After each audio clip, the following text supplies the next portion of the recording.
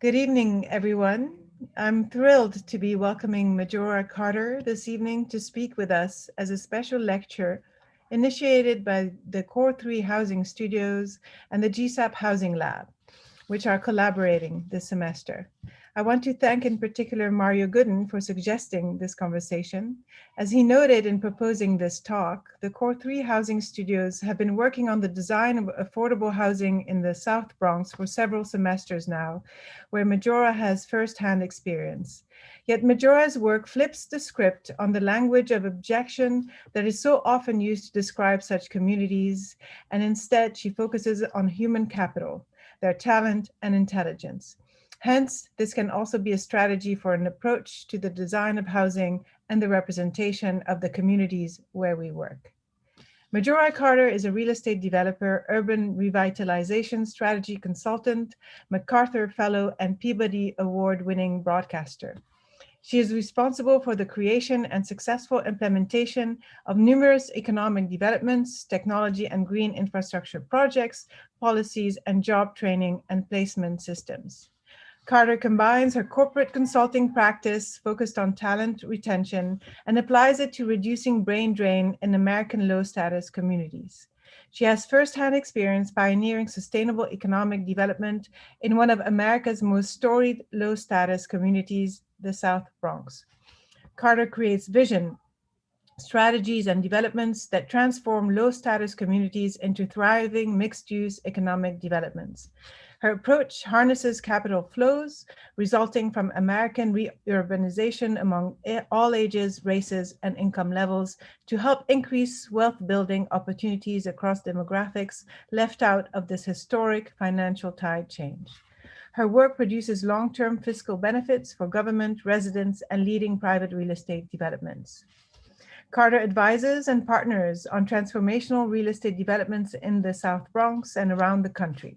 In 2017, she launched the Boogie Down Grind, a hip hop themed specialty coffee shop and craft beer spot, and the first commercial third space in the Hunts Point section of the South Bronx since the mid 80s. This venture also provided a rare opportunity for local families to invest. Her ability to shepherd projects through difficult socioeconomic conflict has garnered a very long list of awards and honorary PhDs, including 100 Most Intriguing Entrepreneurs by Goldman Sachs, Silicon Alley 100 by Business Insider, Liberty Medal for Lifetime Achievement by Fox News, and other honors from the National Building Museum, International Interior Design Association, Center for American Progress, as well as her TED Talk, which was one of 6 to launch their site in 2006. Carter has served on the boards of the U.S. Green Building Council series, the Wilderness Society, and the Andrew Goodman Foundation. She's quoted in the permanent collection of the Smithsonian Museum of African American History and Culture in DC, quote, "Nobody should have to move out of their neighborhood to live in a better one." Carter was born, raised, and continues to live in the South Bronx. She is a graduate of the Bronx High School of Science, Wesleyan University, and New York University. After establishing Sustainable South Bronx in 2001 and Green for All in 2007, among other organizations, she opened this private consulting firm, which was named Best for the World by B Corp in 2014. While at Sustainable South Bronx, Carter had deployed MIT's first ever mobile Fab Lab to the South Bronx, where it served as an early iteration of the maker spaces found elsewhere today. The project drew residents and visitors together for guided and creative collaborations. In addition, Majora Carter launched Startup Box, a groundbreaking tech social enterprise that provided entry-level tech jobs in the South Bronx, operating it from 2014 to 2018. Majora Carter has helped connect tech industry pioneers such as Etsy, Gust, FreshDirect, Google, and Cisco to diverse communities at all levels. We are just really thrilled to have her with us tonight, and also thrilled to have her in conversation with Mario Gooden. Welcome, Majora Carter.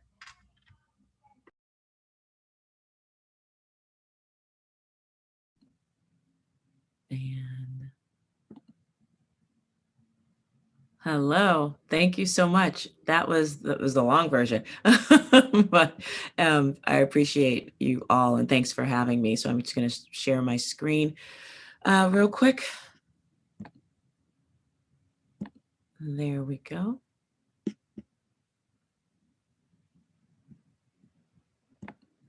There we go.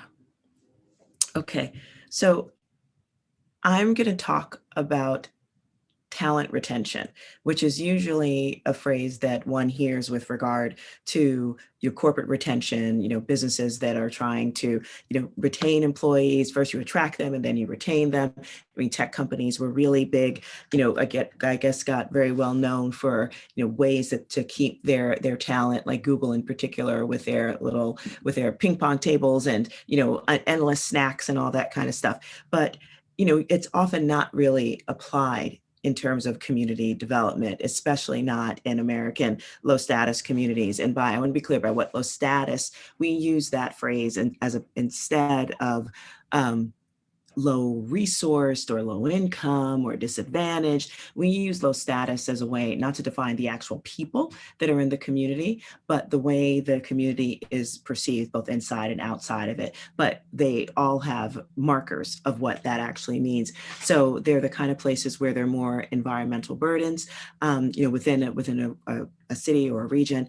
More environmental burdens, more health issues, parks and trees are fewer and far between.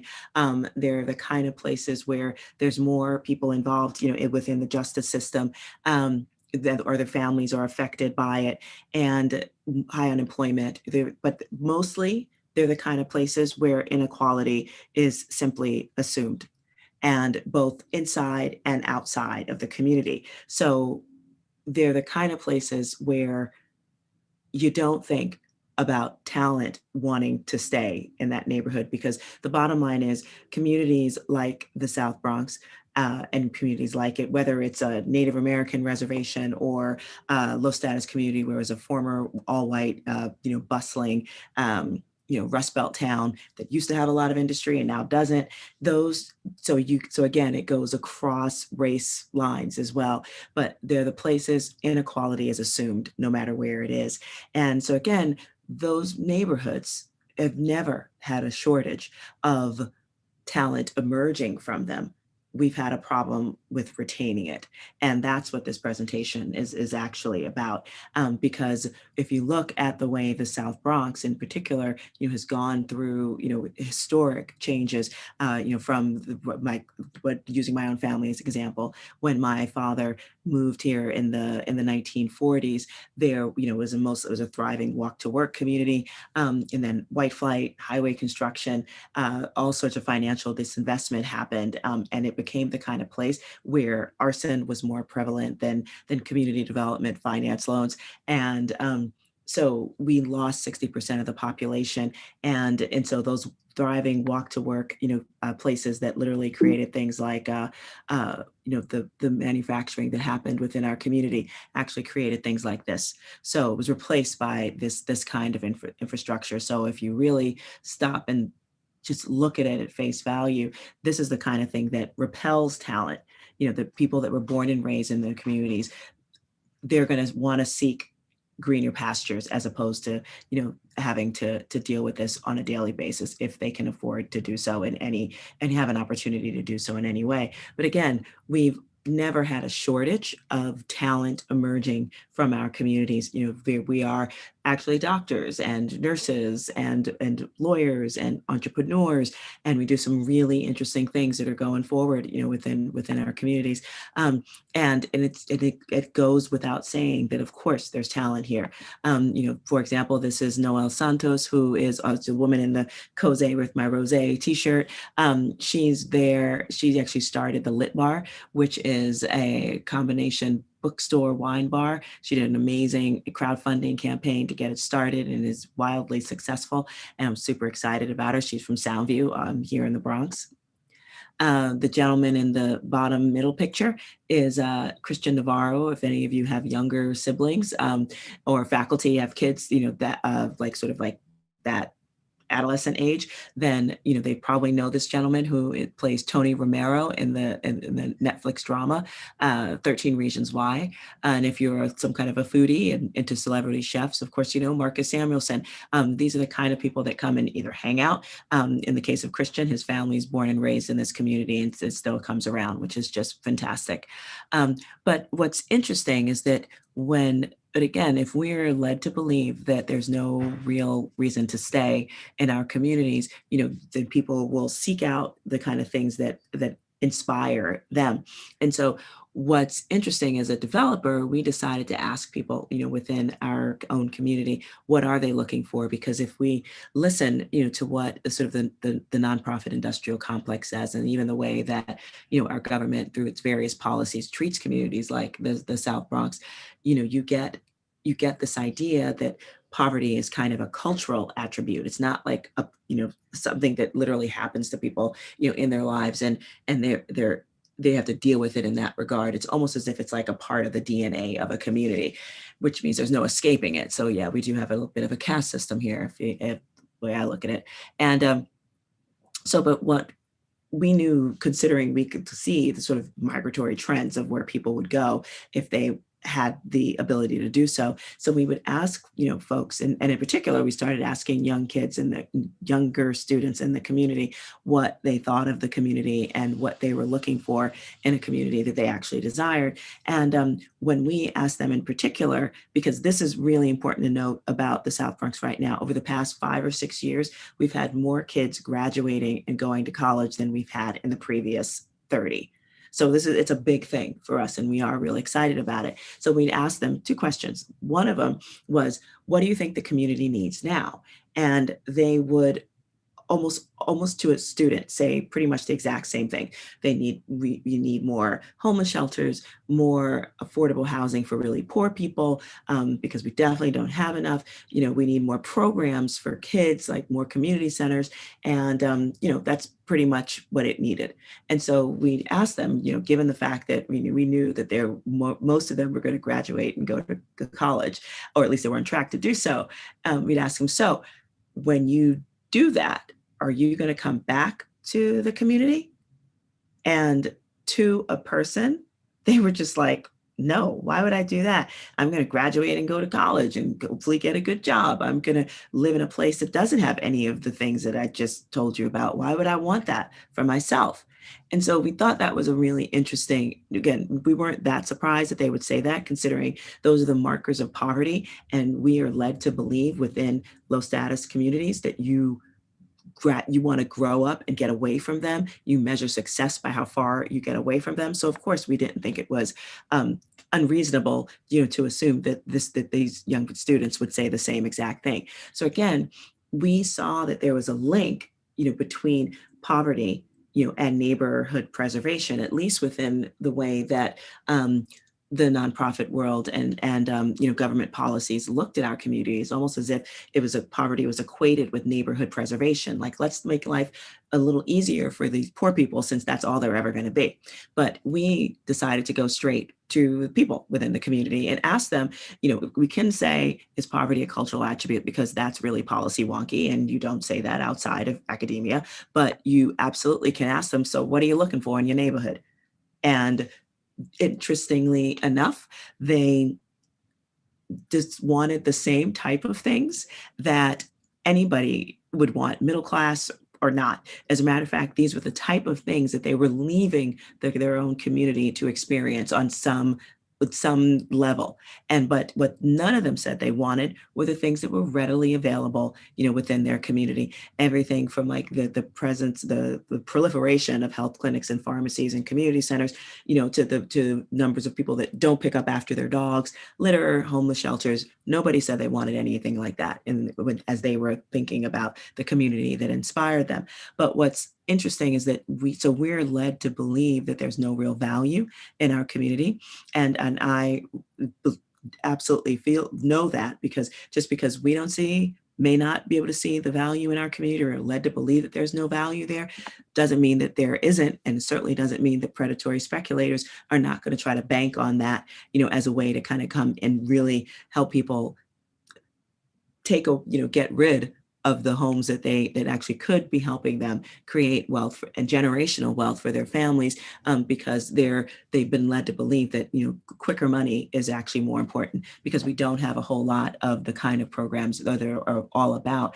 financial literacy and wealth creation within the nonprofit world in communities like this. So these are literally the type of solicitations that I've received, in the mail, or just like slipped under my door in my home in Hunts Point. They've also gotten my cell phone, so I get at least 1 or 2 calls from speculators every single week, assuming that I don't know the value of my own home, because we'll absolutely believe, and we know this to be true, that gentrification doesn't happen just when you start seeing, the presence of, cute coffee shops or doggy daycares, in the community. And I just want to be real clear, within the South Bronx, the first specialty coffee shop we've had anywhere in this community, I don't know, as far as I know, started by a Black woman, local, me. And the first doggy daycare we've ever had was started by a queer Latino couple, also from the South Bronx. So I'm just saying, just putting it out there, that we like these things too. So anyway, but I don't think gentrification starts when you start seeing things like that happen within a community and that was formerly all, of color. It happens when we start believing that there's no real value in our own communities. And that's why stuff like this can happen as quickly as it does. Like, for example, the home ownership rate in the South Bronx fell over the past 15 or 20 years from 20%. Now it's less than 7%. And most of it's going into holding companies and predatory speculation like this. So we've got to deal with that and recognize that's an issue. But I do believe that there are some folks who are actually getting it, that we shouldn't be hemorrhaging, what could essentially be, part of the home, our ability to, generate wealth within our own communities and family by actually holding on to properties.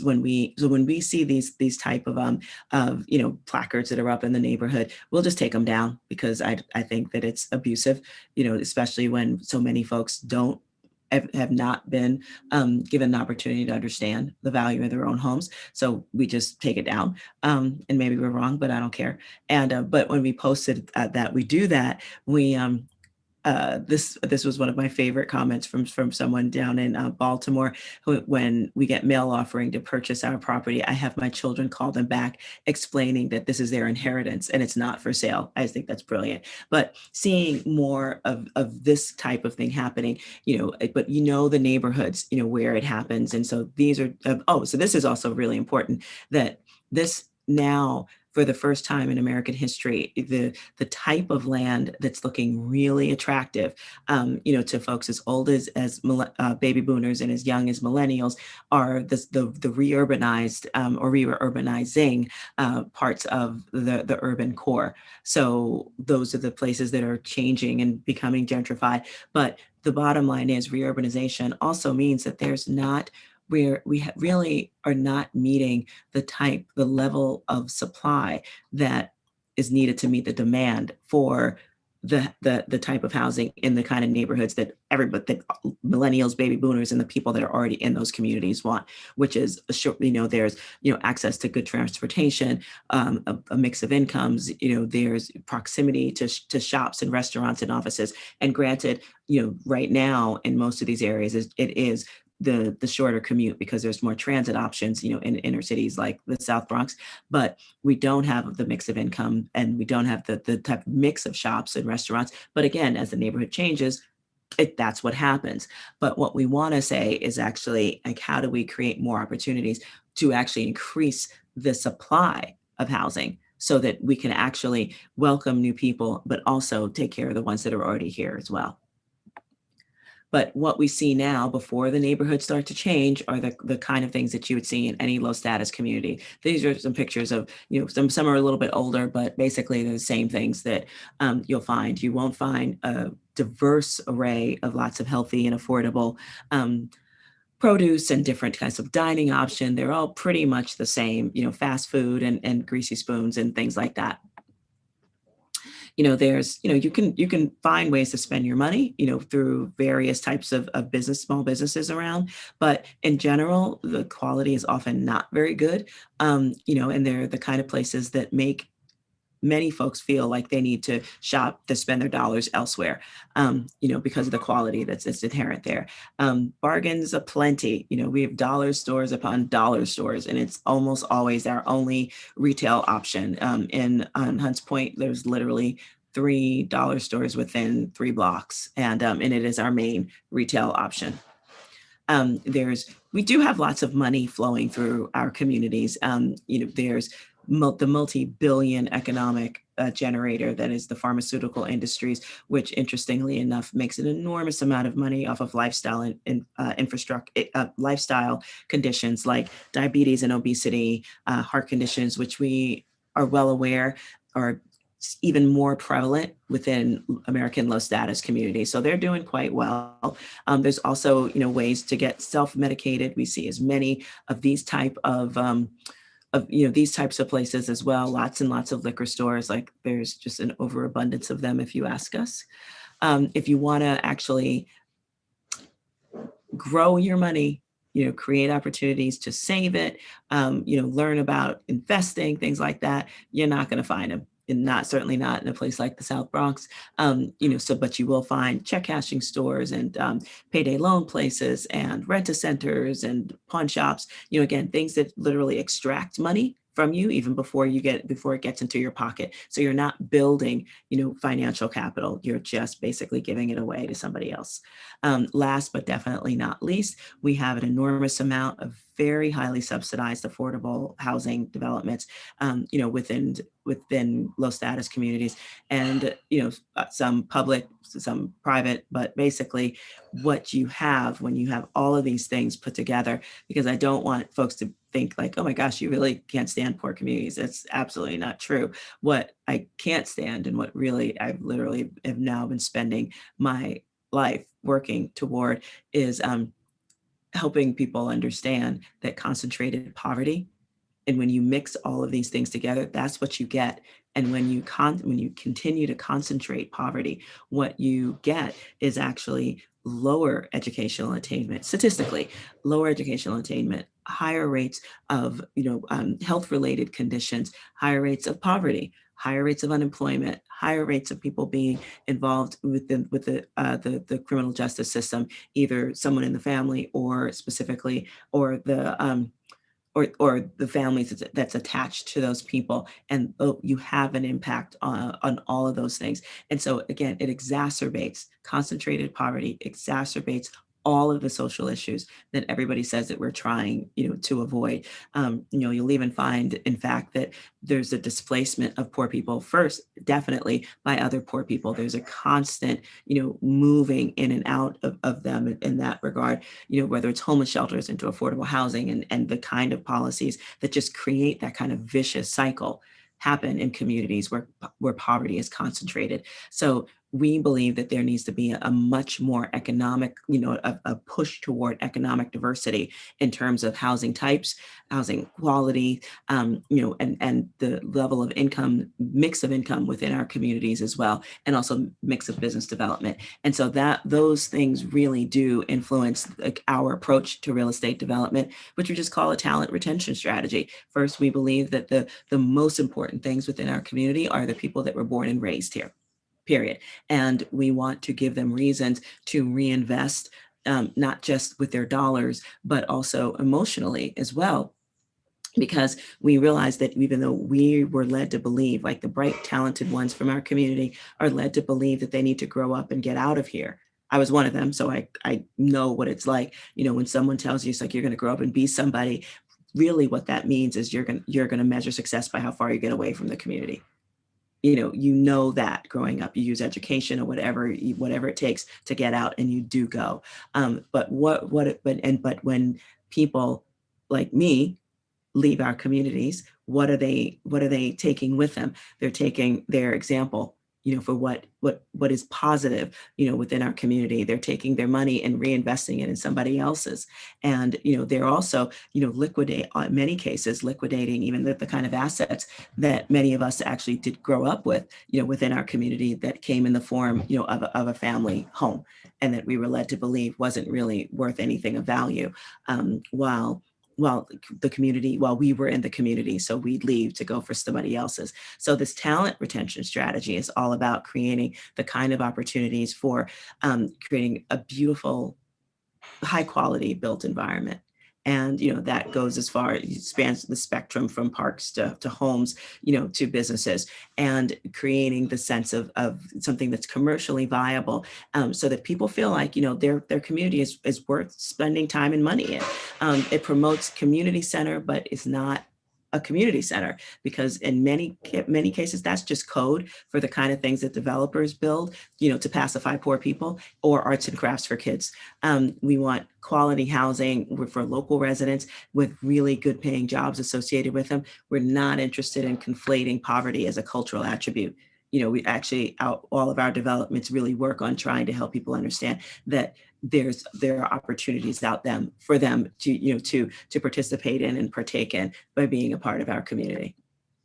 But if we first started this work back when I was working on the local community development level with a nonprofit, and one that I started called Sustainable South Bronx, and this was literally one of our first steps toward talent retention. We were in the middle of a big battle with our city because they wanted to build more waste facilities on our waterfront, and there was definitely a push, to fight against something, but we also realized we needed to be fighting for something. And so the exact opposite, as far as I was concerned, of building more waste facilities on our waterfront, was actually building parks on our waterfront. So this image is literally of a street that dead ended at the Bronx River. It was meant to be the beginning of another interstate that Robert Moses was going to build, but fortunately it was at the end of his reign of terror, so it didn't happen.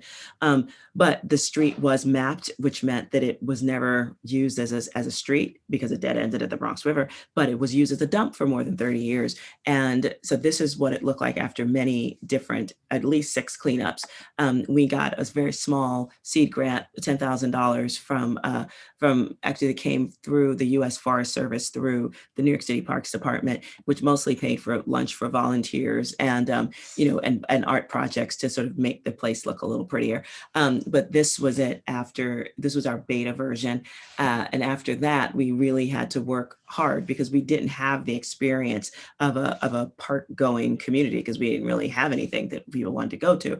So we really worked to create sort of like a marketing plan to get people to the waterfront, from boat building,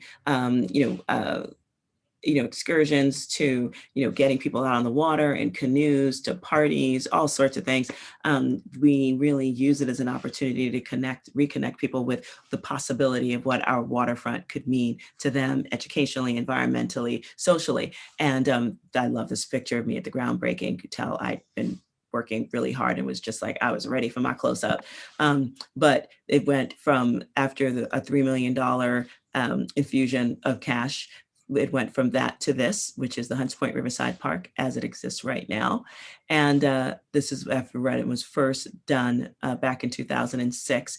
And, it's still going strong, thanks to the, I'm so grateful we had it, during the pandemic. It really did provide some great opportunities for us as a community. And I got married there back in 2006. Actually, that dog is the reason why I was able to go into that, the dump that it was, because it really was nasty, with like piles of garbage higher than my head. I would not have gone in unless I had sort of a crazy 60-pound dog, running with me. So that was kind of fun. But having all of this really just created, I think a push within me to think more about, well, what else do we need? And when I moved into development in the, I guess, mid 2000s, somewhere around then, no, like 2010s ish, we did hundreds of surveys. The high school kids I spoke about earlier were also a part of that same, push, which was, how do we create, what do you want in your community? So we did hundreds and hundreds of surveys, asking people, what were they missing? What were they leaving the community to experience? What were their hopes and dreams and aspirations for the types of developments that they wanted to see happening here? And one of them were cafes, cafes, Wi-Fi cafes, coffee shops, because, those were the type of places that people would go, to hang out. And we thought, at first, we initially just tried to get somebody to come in and, whether we actually went to Starbucks. Of course, Starbucks wasn't interested because they didn't think we had a market here.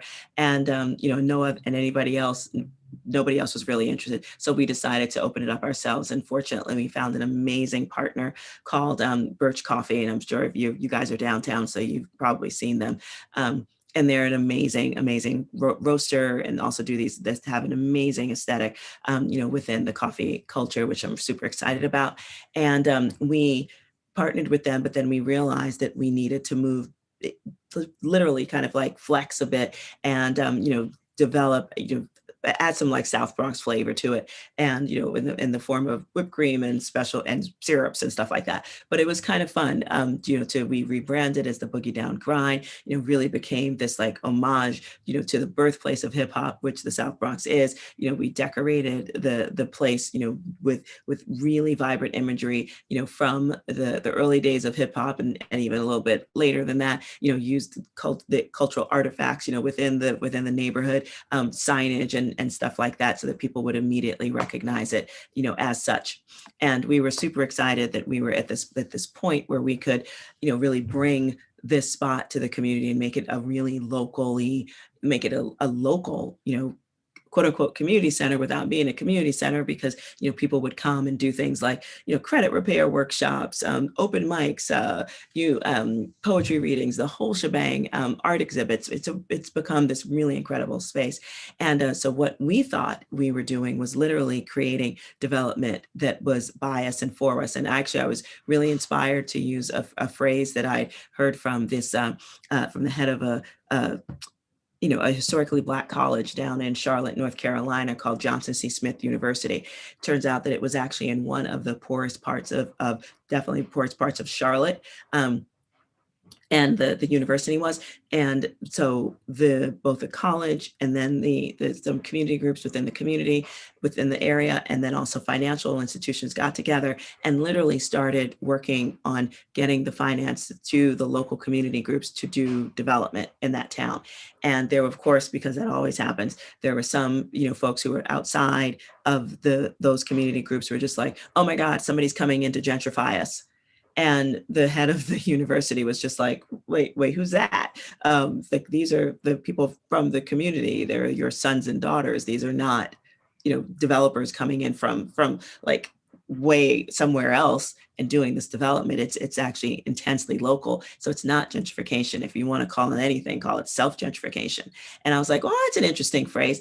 And, so I thought that it really just meant, development by us and for us. But there were definitely, because it always happens that way, that there were some members of the social justice world who did not take kindly, to that. And so I woke up maybe a month after the coffee shop opened, to a little sticker campaign around the neighborhood that said, that used my quote around self-gentrification, but attributed it to local sellout Majora Carter. About 2 years after we opened, some of the same members who did that little sticker campaign, decided to ramp it up with a couple more people, and basically did a protest against us against me one day. This is one of my favorite signs. And yes, I did cover their faces to protect them. So this was a really interesting moment, I have to say, in my life, in part because, there were about 10 people outside, with their children, with these big signs and saying things like this. But inside, we had actually had about 40 people who were there because we were hosting a meeting about getting, access to capital in the hands of small business owners in the South Bronx, and also low-income homeowners from the South Bronx. So it was very ironic that all that happened literally when it did. But, we still feel really good about the work that we've been doing, specifically because we did open up this as an opportunity for people to invest within the coffee shop. And actually, this is Sulma Arzu Brown and her family. She's an immigrant from Honduras, and her husband's an immigrant from Jamaica, and they were literally the first investors, in the coffee shop. Now we have quite a few more. But this is the old rail station that I acquired several years ago at this point, and it's actually one of the reasons why my father decided to buy his home here. It's because he was a Pullman porter, and this rail station was his main line. So they didn't have the rail station. I'm sorry, they didn't. They closed rail service by the time he actually physically moved here. But and then Amtrak, who acquired the station in the first place, sort of just split it up into like a bunch of different little storefronts. But then when the owner of the ground lease died a few years ago, they just kicked everybody out. And and they just left. So one of the first things we did before we acquired it, we hired some young kids from the community to actually cover up the graffiti, the not very nice graffiti that was on it, and they did their own public art project on it, which was sort of fun. And again, going back to the third space, says that the community and through our survey data suggested people wanted. It was really interesting, so we decided to look at that particular space. And this is the Cass Gilbert. And it was also designed by Cass Gilbert. Of course, everybody on this call knows exactly who that is. So, but while he was doing the Woolworth building, he was also doing a bunch of rail stations around the country. And this is one of the ones that he did. And so this is what it looked like at when it first built. We're planning on developing and turning it into an event hall, so for concerts, for tech events, for different kinds of like fancy parties and meetings, because we weddings, because we don't really have anything like that in the South Bronx of this size. And so we're really excited about building that out. We also plan to take it full even more advantage of the current rules with the Security and Exchange Commission that now allow for small investors to invest in real estate development projects. So for I think as little as we haven't done the full packet just yet, but I think we can do it. We'll be able to have investment for as little as $250 actually investing in this project as we go forward. We had some amazing conversations about it, unfortunately, just before COVID happened. But we're going to be working on developing this pretty soon. We're very excited about it. This is another project which I think sort of is emblematic of all that I've been talking about so far. This is a former juvenile detention facility called Spofford. My dad was a janitor here. This was the last job he had before he retired. And back when it was finally closed, because it was a terrible place, it didn't rehabilitate any kids. It was known to be badly run and abusive, like most juvenile detention facilities are in our country. We don't do juvenile justice or any justice very well here, but hopefully that'll change. But anyway, when it finally closed in 2011, I actually convinced the Bloomberg administration to consider it for the site of a large mixed use and mixed income housing project that could literally sort of change the dynamic for what passed for housing development within our community. And so we've been pushing on the idea of using the site as a catalyst for mixed income housing, mixed use commercial development. We looked forward, at economic growth trends in manufacturing, specifically around food and apparel and technology, looking at public space as a great democratizer, and really using that as sort of like a lever, for the kind of, community character and care that people tend to like when they see beautiful green things.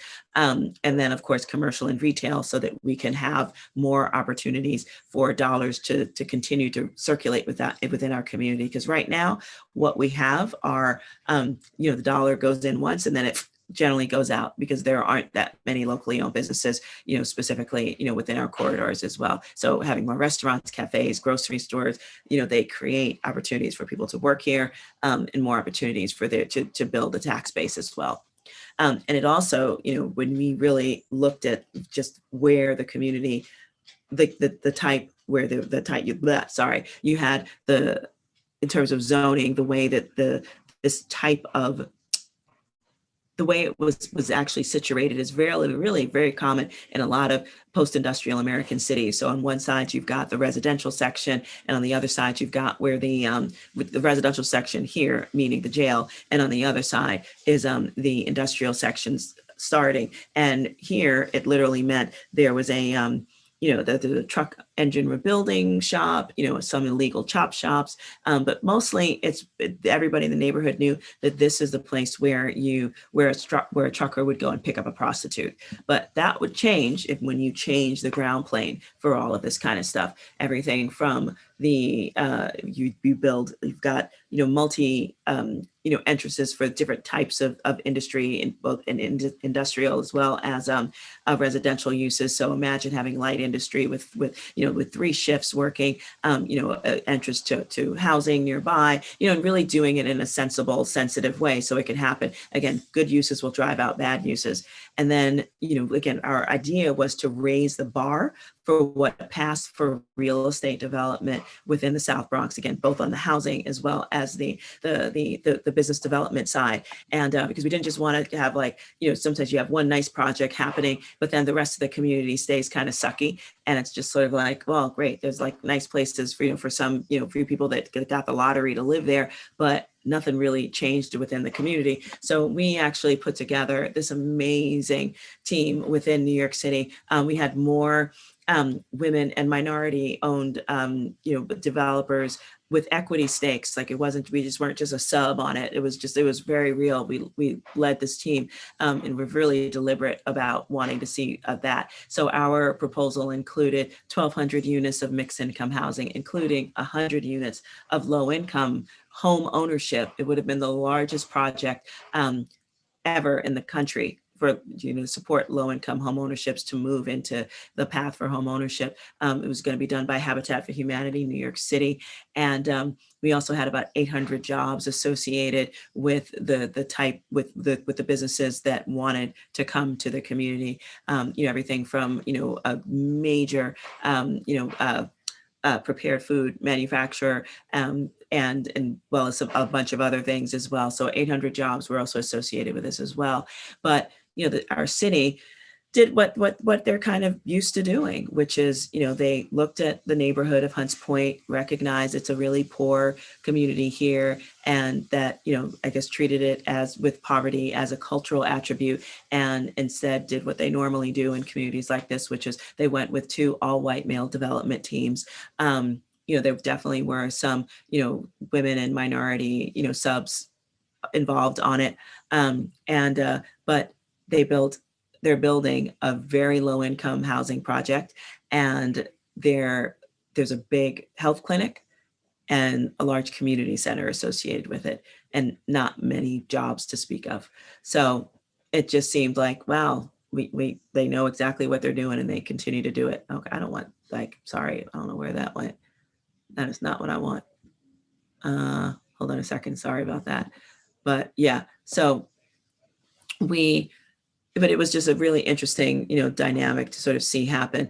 And because again, in the American low status communities, we just keep doing the same thing over and over and over again and expecting something to be different. And so Dr. King's, letter from a Birmingham jail, I think this quote gives some real reasons why we need to stop thinking about it that way, and figure out how we can move forward. And because we should be really impatient about how we've continued to create the same type of developments and communities that have served mostly to concentrate poverty. And then we wonder why things don't change.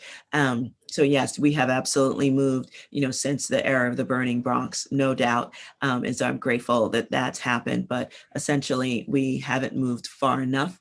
And if the current political climate, doesn't inspire us to think about what is possible, then I hope that the kind of work that we are trying to do will show that you don't have to move out of your neighborhood to live in a better one. And that is it. Okay, so thank you very much.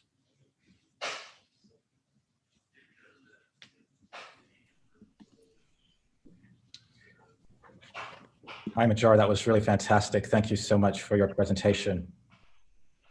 Thank you. I'd like to start off with maybe a couple of questions for you, and then we'll open it up to the Q&A. We actually already have a couple of questions in the Q&A, but I'd like to maybe just kind of go back to some of the terms that you're using became this flat, but also terms like talent retention, low status communities, which I think that was maybe one of the first places that I read it was something that you wrote, although I think you said you actually got it from someplace else. Mm-hmm. But also, I think in one of your essays that I read, you said that we should think of these communities like we think of corporations in terms of talent retention. And so there seems to be a definite strategy of changing the language in terms of how we think of these communities. And I suppose, or you can tell us more, that has something to do with seeing the value that's in our communities by using a different kind of language and not thinking of poverty as a cultural attribute. Yeah.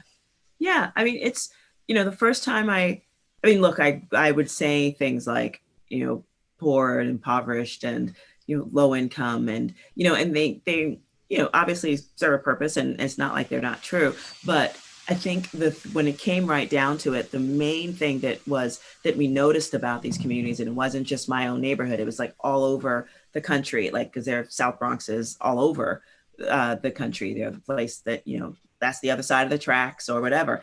And, but it was about inequality. And, when people are in a place and they know that just by, the accident of birth, being born in a place, that it sort of almost has a stain on you. And so we're led to believe that, you have to measure success by how far you get away from it. And, and I think one of the most effective tools of white supremacy, has been just that, somehow our communities in and of themselves are deficient when we're in them. And so again, we even think about how do we leave them? And, some of that, one of the unintended consequences of civil rights legislation, people should be able to move wherever they can afford to go. Like, that should be fine. But before we had racial segregation in Black communities, but there was economic diversity. But thanks to civil rights legislation, I know it's still not a perfect thing, but the bottom line is, folks were able to move, and our communities never fully recovered, from the lack of talent staying in our communities. So when you think about the way companies work, they're not trying to make investments in their talent pool so for somebody else to hire them away. It's so that they can work to support that particular company. And then, actually, this is really driving me crazy, so I'll take it off. So when you think about it, so companies know, let's make sure that we're creating the kind of infrastructure that makes people want to stay. And we don't do that in our own communities. We actually create the kind of things that repel talent. And then we also create, real physical and even psychological ways to make people feel as though, oh, they should be getting out of here. And those are the programs for the gifted and talented kids. Those are, the kind of like special, and those are in schools, but then there are programs, for folks, to get them out of the neighborhood so they can go to college and not come back. And we see it all the time. And then we wonder, why don't those neighborhoods get any better? Yeah. We just literally took out a pivotal part of the population that could actually reinvest if they saw value in it. And of course, we know that urban infrastructure has contributed to that as well. I mean, thinking of the decimation that the Cross Bronx Expressway sort of wrought, and you mentioned Robert Moses, and not only did such urban infrastructure let's say destroy communities or hurt the fabric of those communities, it also suggested that, oh, the Bronx Expressway will take you to this parkway, which will then take you to the suburbs. So it also seemed to be a kind of psychological motive to sort of say, okay, here's an escape. Exactly. Or just pass through and you will end up in this verdant landscape. Yes. Outside of the city. Very deliberate, not by accident. Absolutely not. Yeah. Mm. Yeah. So since you've been sort of in the real estate development world and working with architects, and you mentioned some of the the markers in low status community and some of the things that repels talents. How do you think, or how have you seen that, let's say, architecture, has signified, those markers? And I'm thinking when you put up the slide of center or the payday loan shop or the pawn shop, that those seem to be a certain kind of architecture. Yes. And I'm wondering, in your work, what is it that you've tried to bring in terms of, as being the client or the developer, when you have your conversations with architects? Yeah, I mean, it's all about lifestyle infrastructure, because you're right. The type of things, especially, when it's all concentrated together, it does signify something, right? And when you concentrate, all the things that I showed, like lack of, like, nice shops, all the things that, financially extract your money from you and that are generally not all that nice. Those kind of things, I mean, without a shadow of a doubt, like, oh, you in the hood, things are not really great here. And, the second you can get out, you should. And that's what it tells you. So in terms of our own practice, it's about lifestyle infrastructure. Like, what is it that you would seek out? Just the same way, water, like, seeks, to find, like, the path of easiest resistance, same way with people. Like, we want things that make us feel good about being where we are.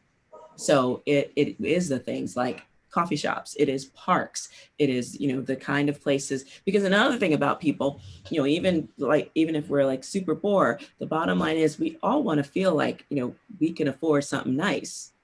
I mean, it's just a real simple thing. Like, everything, but it doesn't, having everything handed to you is, even though in some cases it's like, yeah, we should, there's a part, I think, of a poverty mindset that's actually been, that has been put upon people, within our community, that you should be getting stuff for free. But really, a bunch of us actually are just like, we want to be seen, in places that we paid for. We want you to know, that that we know the difference between a fancy coffee and not, and one that's not. And, we like that. So when you think about it, you have to create these kind of spaces. Of course, they need to be affordable for folks, but they also need to have a sense of aspiration, because people like that too. And, they don't want to be beholden to everybody. So that's why it's like we do take an emphasis on having commercially viable spaces. And so we started with the coffee shop, mostly because it was the one I could afford to do. There wasn't, as a Black female developer in an emerging market, before it got like to the point where like white developers were coming in going, oh, we can do something like a gentrifying, or a development that looks more like the typical gentrification path. It was just me, and money that I made outside, of New York through my practice, and then in making the investment myself, because I did believe in my own community and knew that there were people here who were looking for that type of thing. And that's why we do what we do. But yeah, it was Right. The architecture was making something that people felt good about being in, period. Like, Yeah, that's a fantastic lesson for our students. Yeah, across the board. All right, I'm going to start with some questions here. This first question asks, Majora, what type of funding would you expect to need in order to create a dynamic, beautiful built environment and landscape included? The same landscape, the same type of things that you'd need in any development. That you need a capital stack that actually makes sense, and that you're building the kind of projects that you can actually make a little, that you're not losing money off of them as well. It's so the kind that we're doing does require a lot more creativity, there is an assumption of risk that is inherent within doing the type of mixed income and mixed use projects, ahead of the kind of development curve that a lot of white developers and, the typical, the sort of like typical cast of characters, that do affordable housing in poor communities like the South Bronx, if they had their druthers, they do, market rate in other communities as well. So, but yeah, you build a capital stack that actually makes sense, and you have to be really creative about it. We're working on a project in Indianapolis, and it's in the hood, where our co-developer, runs a direct service organization. They're a nonprofit, but they're really focused on actually, using this moment in time and the fact they've got access to a piece of land that's large enough for the kind of development that we want to do, that will also like really impact the work they're doing in the food space. So there's be a large anchor tenant, that does prepared school lunches, but then there's also going to be a smaller, food incubator for minority, people in the food space, on whether they're manufacturers or food retailers. And that piece, the non-credit worthy tenant, because we can get a bank loan, off of them, because they're major, and any bank would go, oh, they're not a risk. But all these other little ones, that's a risk. Even if they collectively, even if all those tenants could pay rent, banks are going to be like, why would we loan? Like, who are these people? So we're actually going to be looking for a master lease guarantor, to basically back that part of the development. Otherwise, it's, again, we have to be creative, because it's either sort of poverty level economic maintenance, or, it gets gentrified. And we know that there's something in the middle, but we do have to be incredibly creative. And and often it takes longer. And honestly, I am hoping that, whether it's, philanthropy, or government, financial institutions, realize that they have historically benefited from, off of the backs of people of color all these years, that maybe, just maybe, they might go, maybe there's something we can do about this, and create different avenues for access to capital that will actually make our communities a lot more equitable than they have been historically. Our next question is from Bo McMillan, and he asked, Mrs. Carter, I appreciate your work and this discussion. What I'm curious to know, since so much of your ideal vision of development is based off of residents staying in place, is how you envision a best practices version of moving for residents who decide according to their needs and their desires to leave. I know some communities have been interested in land banks or types of land tenure, which prevent outside speculators from moving in on such desires and pump prices beyond local affordability, not phase development. Sorry, this is a long question. And ensuring some level of community control over the land itself. According to your experience, do you feel that these structures are a oppositional substitute, or perhaps a complementary structure to the type of self-gentrification you propose? I guess this question is about land trusts, land banks, land trusts. Yeah, I think I love the idea of land banks and land trusts, community land trusts. Haven't seen them work that well outside of places like Vermont, which is kind of incredible. Real estate levels in places like New York City are really high. So unless there's real support to make that happen, I see it as pretty hard. I'm not saying that I have the entire answer. I know I have a pivotal one, which is really supporting people that do want to stay, in our communities, and give them reasons to actually give them reasons to stay, and support them, whether it's people who still own homes within the community, and help them see the value in them, so that they don't fall victim to predatory speculators, or having people such as, having, I want to go back to that question so I could actually see more of it. Yeah.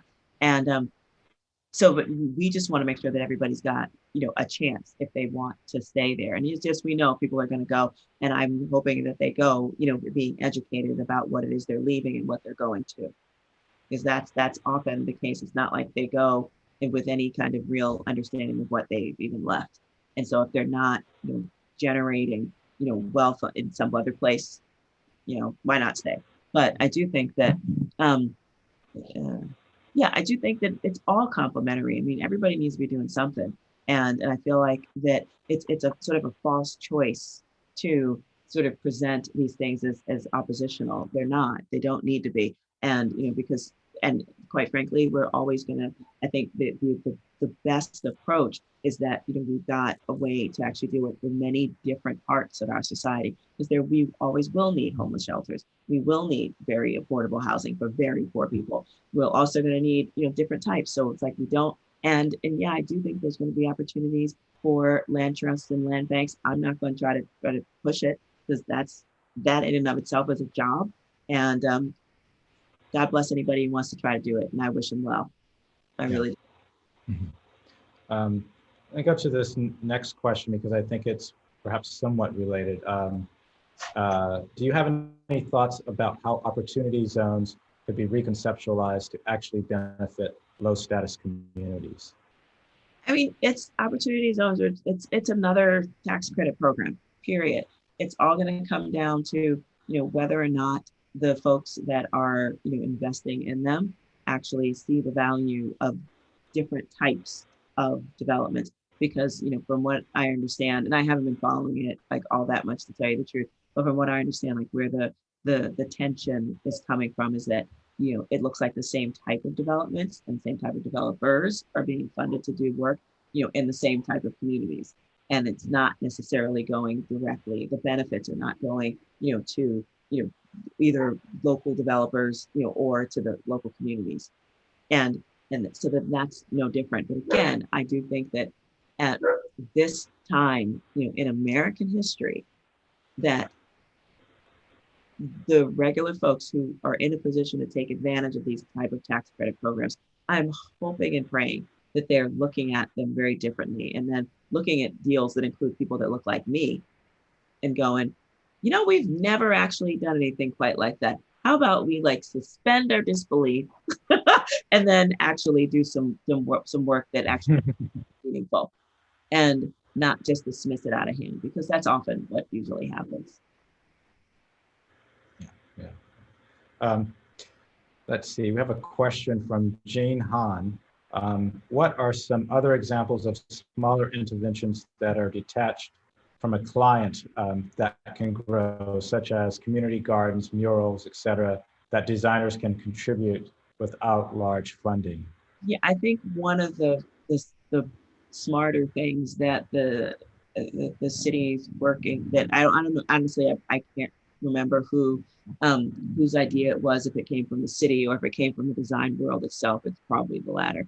But we're actually taking advantage of it right now. So with our coffee shop, we were connected with an architectural firm, through the city's the design initiative, to help support various small business owners and people who own cafes, figure out how to build the kind of structures and shelters that's going to allow us to continue to do the open restaurants, outdoor restaurant seating during the winter months.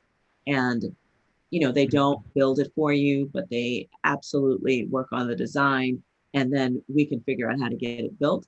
That kind, and we can, but that type of interaction has been, we're super excited about it, because we know the value that we have as a small business for our local community.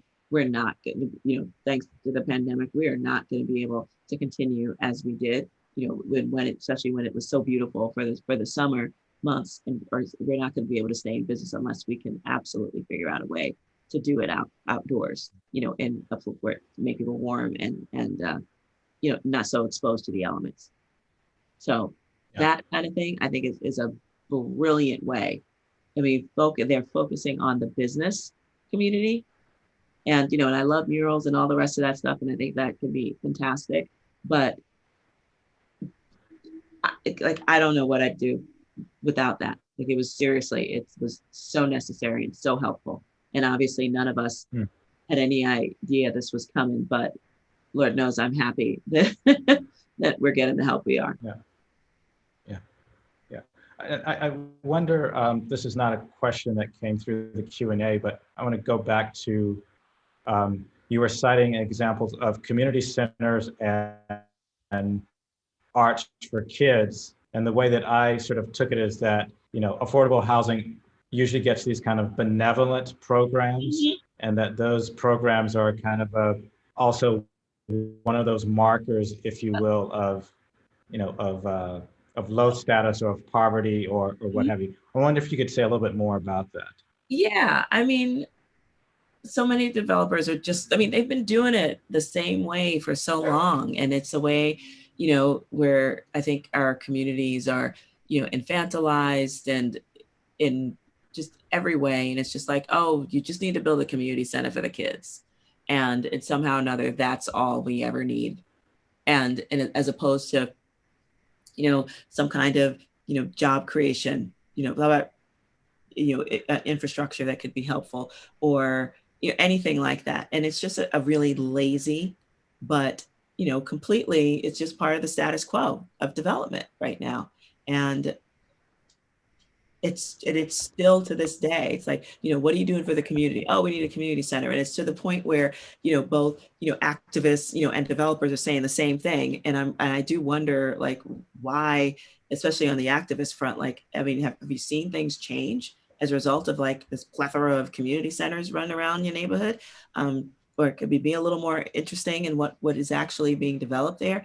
Or is it just a way to pacify us? And I think it's a way to pacify us. And I do wonder why more folks haven't caught on. Okay. I asked that question for our students, such that as we're working on the housing projects in our studio, that they start to perhaps rethink some of their program. Yeah. I mean, just think about, like, is this something that you do if you're thinking about building something for yourself and your own family?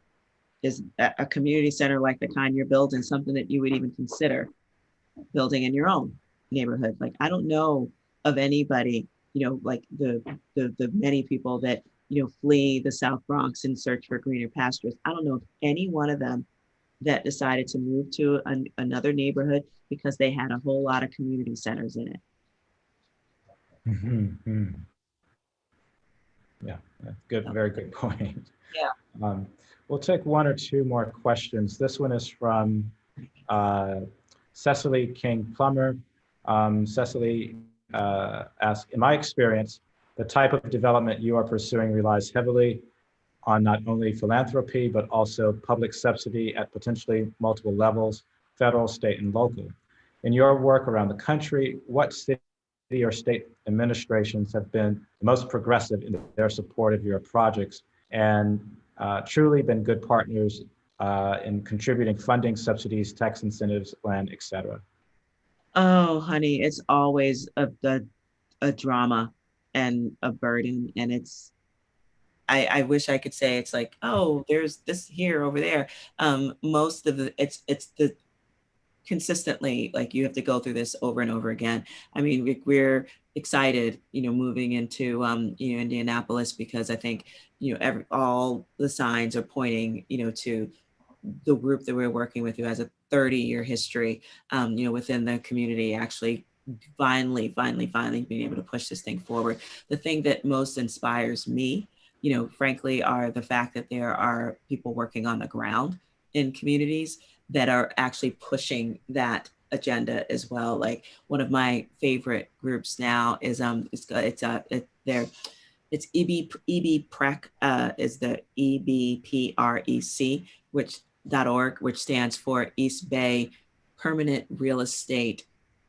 I don't know if it's collaborative or collective. I can't remember, but, or it might be cooperative, actually, now that I think about it. But they're literally on the ground working, and it is a cooperative. They've got members that are contributing money specifically to buy buildings and property and do the development themselves. And it's different from like a sort of a typical, you know, either CBO or CDC, where they're just regular people who are deciding that they're going to be a part of it. But through that process, they're also having to connect with, public policy folks, other community groups, and they're really like bringing all of that attention, to development, but on a local level.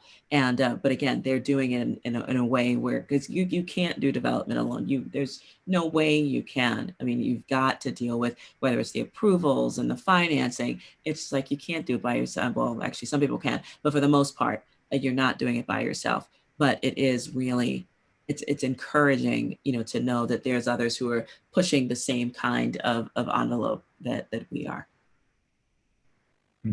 And we'll do maybe one last question. How do you get people to, from the community, to buy into the value that they already have in that place? I'm smiling because I just was thinking about my own experience, like just literally yesterday.